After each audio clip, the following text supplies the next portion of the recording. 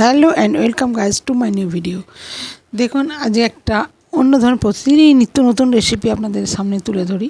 তা যাই হোক, দেখুন আপনারা দেখেন কিছু মানুষ, আবার কিছু মানুষ স্কিপ করেও চলে যান। তো যাই হোক, দেখুন ভিডিওটা আমি দেখাচ্ছি আজকে সোয়াবিন আলু। স্কিপ করে চলে গেলে কিছুই বুঝতে পারে না। সোয়াবিন আলু বলে হেলাফেলা করবেন না, দেখুন সম্পূর্ণটা ভালো লাগবে। প্রথমে 3 পালা তেল দিয়ে সোয়াবিনটা একটু লাল লাল করে ভেজে নিলাম। এবার আবার 1 পালা তেল দিলাম, দিয়ে আমি আলুটাকে ভেজে নেবো। আলুটা আমি একটা সিটি দিয়ে রেখেছিলাম, সোয়াবিনটা গরম জলে ভিজিয়ে রেখেছিলাম। তাই এবার আলুটাকে আমি একটু হলুদ দিয়ে নাড়াচাড়া করে নেবো, তাহলে ভাজাটাও সুন্দর হয়ে যাবে। আবার হয়ে গেলে 1 পালা তেল দেবো, দিয়ে আমি তেজপাতা, গরম মশলা ফোড়ন দিলাম, আদা, টমেটো, কাঁচা লঙ্কা সব পেস্ট দিয়ে দিলাম। দিয়ে তারপর একে একে সব শুকনো মশলাকে দিয়ে দেবো। হলুদ দেবো, নুন দেবো, একটু মিষ্টি দেবো, তারপর ধনে গুঁড়ো দেবো, জিরে গুঁড়ো দেবো। এইসব দিয়ে ভালো করে মশলাটাকে কষে নেবো।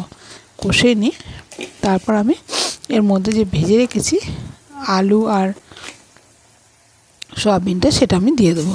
আমি এতে একদমই কাশ্মীরি লঙ্কার গুঁড়ো ব্যবহার করিনি, সেই জন্য এতে আমি রঙটাও দেখুন, অথচ এমনিতে কত সুন্দর এসে গেছে। যাই হোক, এবার এই আলুটা আর সয়াবিনটাকে ভালো করে কষে নিলাম। নিয়ে আমি জলটা, মশলা ধোয়া জলটা দিয়ে দিলাম।